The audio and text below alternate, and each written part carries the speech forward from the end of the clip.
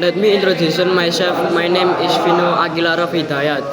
I will tell you how to make crimping. Tool and material.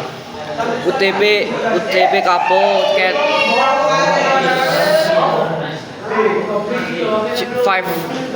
5E cat 6 RG45 connector crimping tool, couple tester optional, crimping step. Strip the couple. Strip about 2-3 cm of the outer jacket from the end of the UTP couple using a crimping tool or cutter. Always and straighten wires. Separate the 6 small wires and straighten them.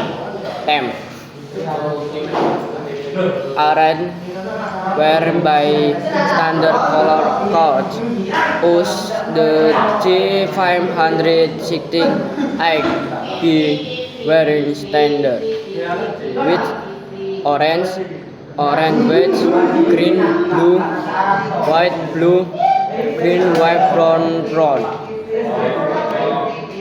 Trim the wires evenly. Cut the wires so they are even about 1,5 cm and light. Enter wire into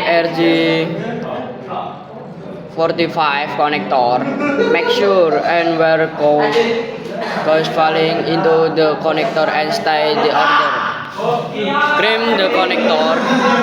Place the RG45 into the crimping tool and press firmly until you hit the click. Test the couple. As a couple tester to click if all connectors are working properly. Thank you for coming, guys.